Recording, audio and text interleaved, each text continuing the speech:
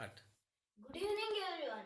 My name is Premsagar, and today I am before you to deliver a speech delivered by Balagangadhar Tilal on the first anniversary of the formation of Home Rule League in 1917 at Nasik. Let me go here and act like Balagangadhar Tilal. Let me begin now. I am young in spirit, though I am old in body. I do not want to lose this privilege of youth. And whatever I am going to speak today is eternally young. The body might grow old and decrepit and might perish, but the soul is immortal. Similarly, if there are any apparent lulls in our home rule activities, then the spirit of freedom behind it is the spirit of freedom behind it is eternal and indestructible, and it will secure liberty for us. And when we ask for home rule, we must get it. And freedom is my birthright. And as long as it is alive within me, I am not old. No weapon can cut this spirit. No fire can burn it. No water can wet it. And no wind can dry it. We ask for home rule and we must get it. The science which ends in home rule is the science of politics and not the science which ends in slavery. And the science of politics is the Veda of the country. The science of politics is the Veda of the country. And the slavery of a country constitutes the latter. And the science is the Veda of a country, as I told you. And there are two parts of the political science. The first one is the divine, and the second is the demonic. There cannot be a moral justification for the demonic part of the science of politics. And a nation which might justify this is the guilty of the sin in the sight of God.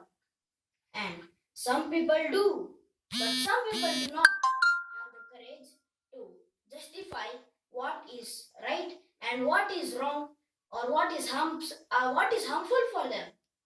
And political and religious teachings are not separate, though they appear to be of the presence of the foreign rule. And all philosophies are included in the political science. Who does not know the meaning of home rule? Who does not want it? Would you like if I enter your house and take possession of your kitchen? I must have the right to manage the affairs of my own house. And I must have the right to manage the affairs of my own house. We are told that we are not fit for home rule. A century has passed, but the British has not made us fit for home rule. Now, we will make our own efforts and make ourselves fit for it. We will make our own efforts and make ourselves fit for it.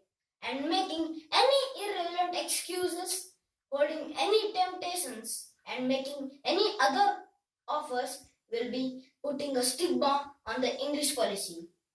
We know that England is trying to protect the small state of Belgium with India's help. But how can it say then we should not have home rule?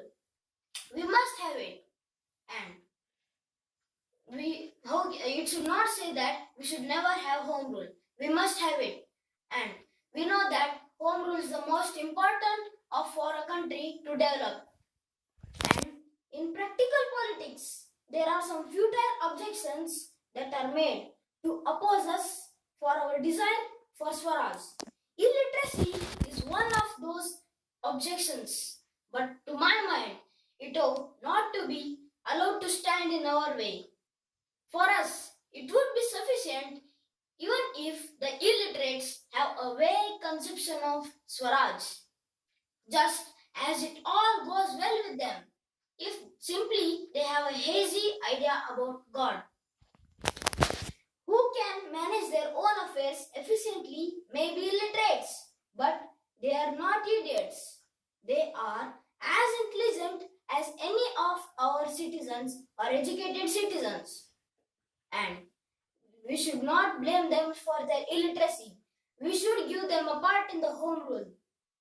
And so it is our duty, our bounden duty, to awaken the masses. Circumstances have changed and are favorable. The voice has gone forth, now or never. And we should or we must protect our rights and give us and make the British give us the home rule. And we should make our own decision, and we must leave the ultimate issue to the benevolence of the Almighty. Thank you.